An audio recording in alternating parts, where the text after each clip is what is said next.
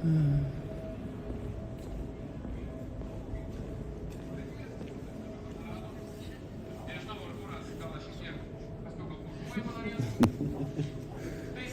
aš iš portalo Delfi, darom tiesioginę transliaciją ir dabar mato nemažai žiūrovų Delfi.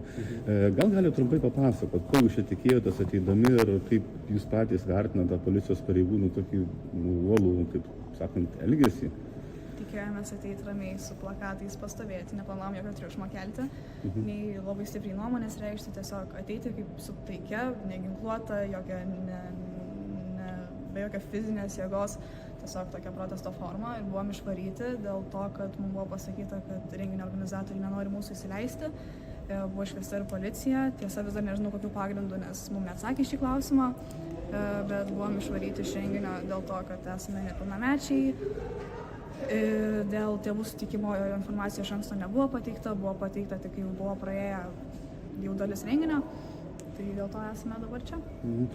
Bet sakykit, jūs būdami nepilnamečiais vis tiek dalyvauti renginiuose, tai jeigu renginys nėra kažkur naktinėme klube po 22 valandos, jeigu jisai nėra kažkokio tokio, suaugusiems skirto turinio, tai man atrodo, kaip ir koncertai dar kažkas turbūt turėtų tikrai būti viešas ir už tokius dalykus, manau, visi turėtų būti ateiti ir išreikšti bent jau savo poziciją ir ypač neutralią poziciją. Mes visi gyvename mūsų renginys yra viešas, mes atėjom čia savanoriškai, čia yra pilietinė veikla ir mes turim pilną teisę čia būti.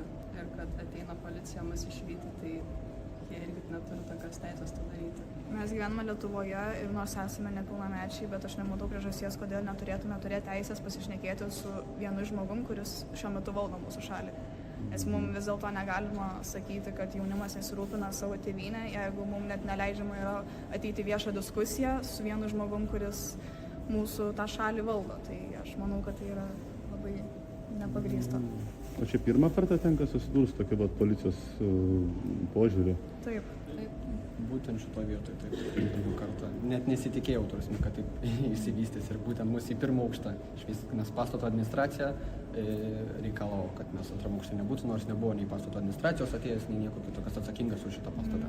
Taip pat išvykimas buvo nepagristas, mums buvo tiesiog duota priežastis, kad administracija jūsų nenori ir kad jūs provokuojat. Aš paklausiau, kaip mes provokuojam, jie praignoravo, pasakė, kad nebesikartosim, išeikim.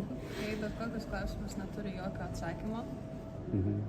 Kai pradėjo šnekėti apie tėvų sutikimus, jie apie tai buvo pradėta šnekėti tada, kai jau buvo prisidėjęs renginys. To nėra paminėta nei jokiose renginio aprašymuose. Mums buvo pasakyta, kad reikėjo pasiskambinti organizatoriams, kad tai susižinoti šitas taisyklės, kad reikia pasirašyto sutikimo.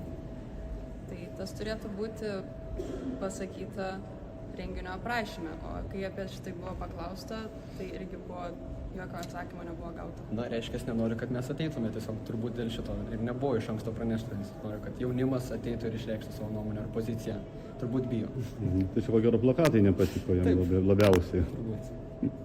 Ačiū labai, įdomiai gražu, pažiūrėsime, kas ten vyksta toliau.